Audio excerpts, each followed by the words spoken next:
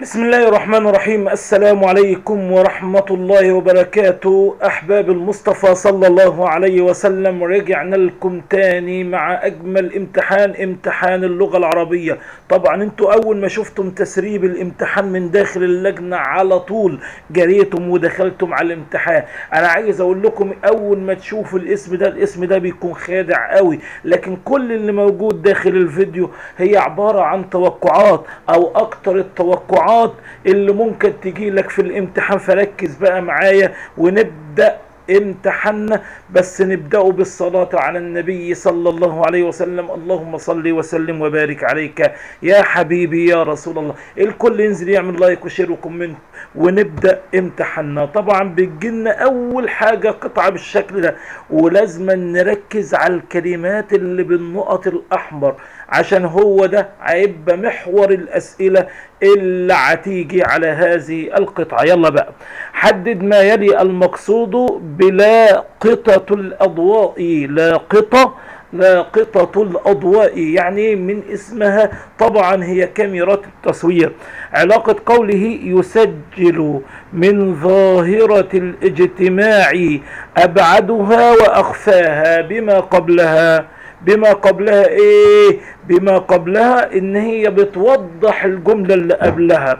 حدد العنوان الانسب للموضوع السابق. القطعة اللي فاتت كانت بتتكلم على ايه؟ العنوان من وجهة نظرك هي مهارة ابن خلدون. مهارة ايه؟ ابن خلدون. ماشي. حدد مما يلي ما يعد نتيجة من نتائج عودة ابن خلدون للدرس والقراءة مستعينا بما ذكر في الموضوع السابق. ماشي. حدد مما يلي ما يعد نتيجة من نتائج عودة ابن خلدون للدرس والقراءة. ايه بقى نتائج اللي خلت ابن خلدون يعود للدرس وللقراءة؟ طبعا اتسع اطلاعه. ماشي. حدد مما يلي التفصيلة التي لم يرد ذكرها في الموضوع. يعني ابن خلدون اتكلم على حاجات ياما ما عدا تفصيلة صغيرة اللي هي ايه؟ ابن خلدون هو مؤسس علم الاجتماع، ما تكلمش عليها. حدد مما يلي ما يعد دليلا على حب ابن خلدون لطلب العلم. ايه اللي يأكد ان هو بيحب طلب العلم؟ طبعا يختلف الى مكتبات. ماشي.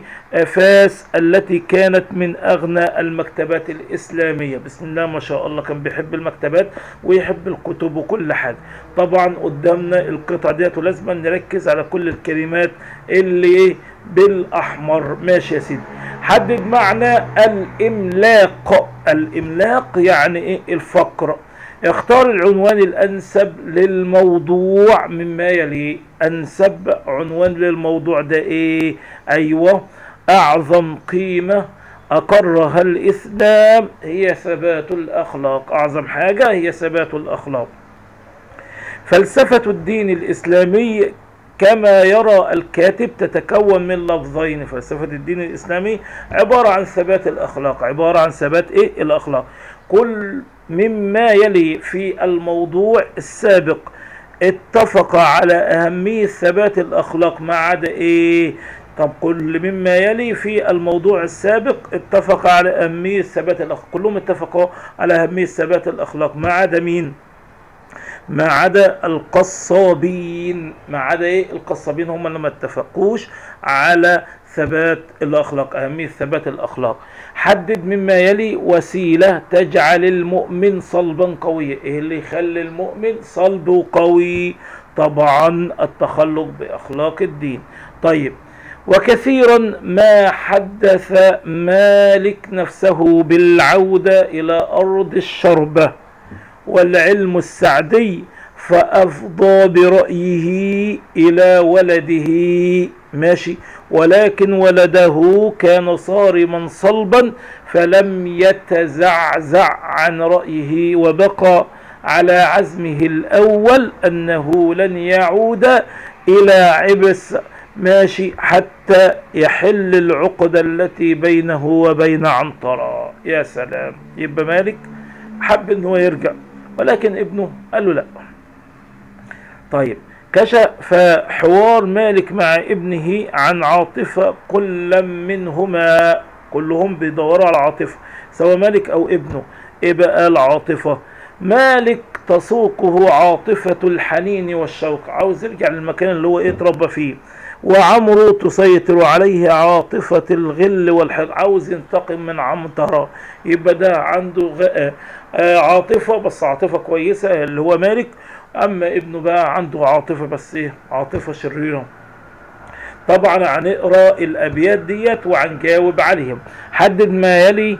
ماشي. مرادف بلوتك، بلوتك يعني اختبرتك. ميز نوع الصورة البيانية في أظلمة الدنيا علي برحبها، أظلمة الدنيا علي برحبها. طبعا ديت كناية، هو بيكني أو بيشبه. تمام. بيقول إن الدنيا ديت خلاص ضيقت علي. ما دلالة قول العباس عتبت على نفسي وأقبلت تائبا إليك متاب المذنب المتنصل. يعني خلاص عتبت على نفسي وأنا خلاص رجعت ليك وأنا تائب من كل ذنب. طيب، هنا التحسر على هجره محبوبته، وبيندم ان هو ساب حبيبته. حدد مما يلي الغرض الشعري الذي تندرج تحته الأبيات السابقة. طبعا هو هنا بيتكلم على الغزل العفيف، الغزل الطيب الكويس. ماشي. أزين نساء العالمين أجيبي، أزين نساء العالمين أجيبي دعاء مشوق بالعراق غريبي. ماشي. كتبت كتابي ما أقيم حروفه، ماشي، لشدة إعوالي وطول نحيبي. ماشي.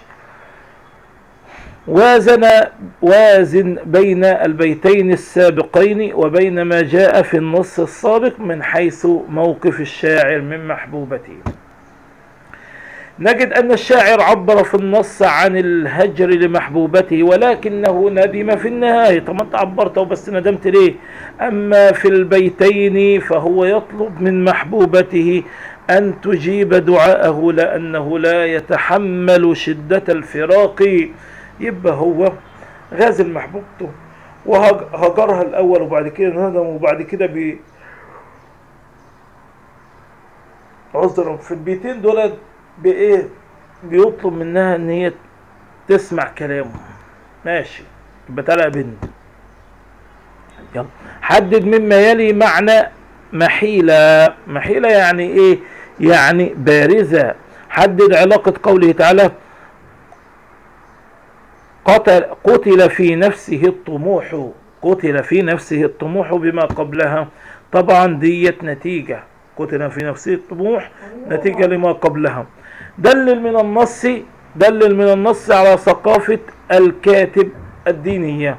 طبعا فإن الله لا يظلم الناس مثقال ذرة. ماذا في نفوسهم من دينه وفي أخلاقهم من خلقه. ما المحسن البديع في العبارة السابقة. طبعا ده سجع. ميز نوع الصورة البيانية في قوله تعالى ورضى أن يكون في الدنيا كالأثر في المتحف. طبعا ده تشبيه، ورضى أن يكون في الدنيا كالأثر في المتحف. فيا أم اللغات عداك منا عقوقا مساءة وعقوق جهل، لك العود الحميد فأنت شمس ولم يحجب شعاعك ماشي غير ظل. ميز اللون البياني في أنت شمس، أنت شمس. طبعا ده تشبيه. ميز عاطفة الشاعر من خلال تضافر ألفاظه ومعانيه. ايه اللي انت حسيته؟ حب اللغة العربية. حدد مظهر من مظاهر التجديد عند تلاميذ البارودي. ايه مظهر التجديد؟ البدء بغرض القصيدة. ماشي. يلا بقى. حدد من خلال البيتين مظهرا من مظاهر تأثر العرب بالحضارة الفارسية. ازاي يتأثروا العرب بالحضارة الفارسية؟ تقليد الفرس في انواع الطعام. يدرك المتفوقون دورهم. ادخل ظل على الجملة وغير ما يلزم. يبقى هنقوله ايه؟ يبقى ظل مين؟ المتفوقون. اسم ظل مالهم؟ يدركون ايه؟ دورهم. تمام. جعلت الطلاب ينظمون اوقاتهم. جعلت انظم وقتي. جعلت وجعلت. جعلت في الاول هي عبارة عن ايه؟ فعل تام. جعلت ده فعل ناقص. سيقول لك المخلفون من الأعراب شغلتنا أموالنا وأهلنا فاستغفر لنا. وأهلنا طبعا ده معطوف مرفوع علامة رفعه الواو. يلا. إن تك السامي خلق تسر الأدنى إلى قلوب الناس. خاطب بالعبارة المثنى المؤنث. يبقى إن تك الساميتين الدنيين. إن تك الساميتين خلق تسر الأدنيين إلى قلوب الناس. حضر المتفوقون في المسابقة للتكريم خلا متفوقة. خلا ده ايه؟ لا احنا عايزين متفوق. ده طبعا مفعول به منصوب.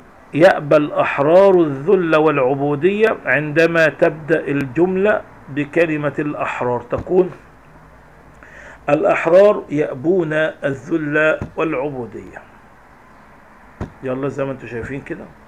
وبكده يا أولادنا نكونوا قد انتهينا. أرجو أن تكونوا قد استفدتم. تابعوني طبعا في فيديوهات ياما جدا.